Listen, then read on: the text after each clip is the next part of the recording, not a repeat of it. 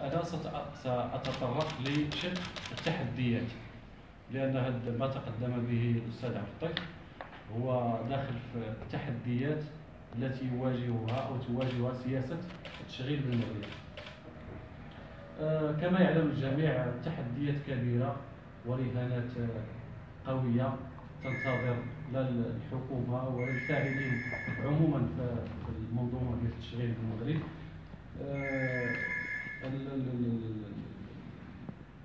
المسألة ديال التشغيل، وحسب أنا اعتمدت على مذكرة تركيبية صدرت عن وزارة التشغيل والشؤون الاجتماعية المؤرخة بغشت 2014، كتقول في واحد الكلمة فيها أن التشغيل شأن الجميع. هذه كلمة مفتاح. التشغيل شأنه الجميع، بمعنى هو هذه الكلمة تطرح سؤال المسؤولية على الحكومة بالدرجة الأولى، تطرح سؤال المسؤولية على كل الفاعلين والمتدخلين في الحقل ديال التشغيل بالمغرب. السياسة ديال التشغيل بالمغرب أمامها تحديات كبيرة، وأنا سأنطلق بداية من واحد الفرصة ولعلها أبرز فرصة في التشغيل بالمغرب، وهي فرصة الأمن والاستقرار والمصداقية التي يحظى بها المغرب، لا على المستوى المحلي ولا الإقليمي ولا الدولي.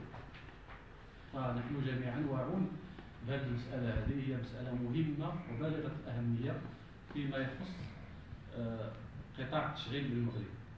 هذه الفرصة تعتبر نقطة قوة كبيرة لرفع تحديات التشغيل، وعليه نرى بأنه ضرورة إنشاء آلية لحكامة راشدة لسياسة التشغيل بالمغرب، تأخذ بعين الاعتبار جميع الفاعلين، وتأخذ كذلك بعين الاعتبار البعد الشمولي للاستراتيجية التي وضعتها الحكومة، ولعل تكلم عليها السي ربيع في البداية للتقديم ديالها.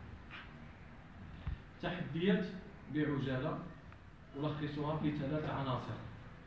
عندنا العنصر الأول تنظيم محدود لسوق الشغل، العنصر الثاني ضعف تغطية وتنسيق السياسات النشيطة للتشغيل، والعنصر الثالث وهو وسائل محدودة للقيادة والتدبير. هذا الشيء كيف ما قلت هو صادر عن الوزارة بعينها التي أصدرت هذه المذكرة. فيما يخص العنصر الأول اللي هو تنظيم محدود لسوق الشغل، كنلقاو فيه 2 العناصر أو لا 2 نقاط. النقطة الأولى هي ضعف التغطية القانونية للشغل، هذه معروفة عند الجميع. والنقطة الثانية ضعف هيئات الحوار الاجتماعي. كنعرفوا النقابات والهيئات اللي كتشتغل أو اللي كتعمل صالح للشغيلة بالمغرب ومدى هشاشة البنية التي تحكمها. فيما يخص العنصر الثاني اللي هو ضعف تغطية وتنسيق السياسات النشيطة للتشغيل، كنلقاو فيه أنه بالرغم من تعدد الفاعلين اللي كيشتغلوا فيما يخص منظومة التشغيل،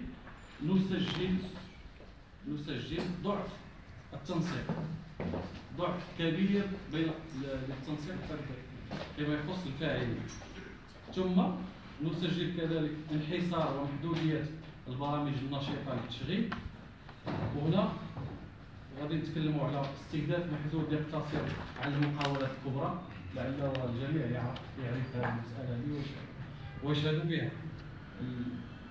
المعني بالأمر الأبرز هو المقاولات الكبرى وما تحتها لا حديث عنه.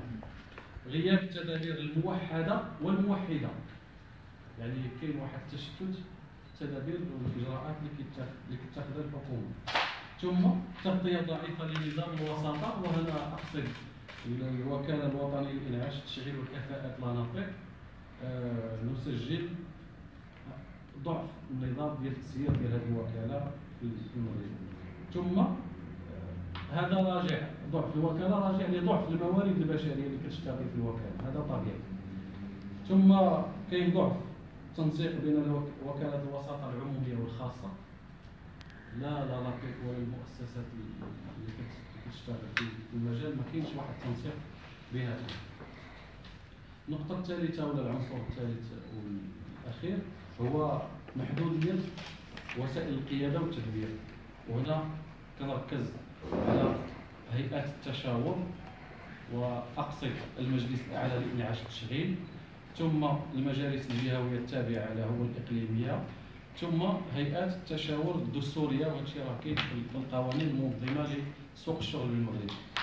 النقطة الثانية ضعف منظومة التتبع والتقييم، هذا نشهده بجلاء، يعني كارثة في المسألة هذه ديال التتبع والتقييم.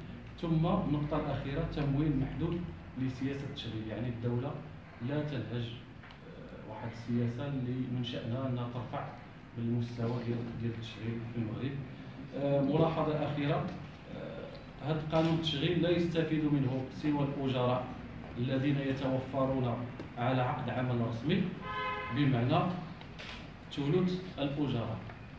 يعني هذا الشيء اللي كان تكلمنا عليه، يلاه كنتكلموا على ثلث الأجراء، وثلثي الباقيين لا حديث عنهم لأنه ما كاينش غير خاضعين للقانون.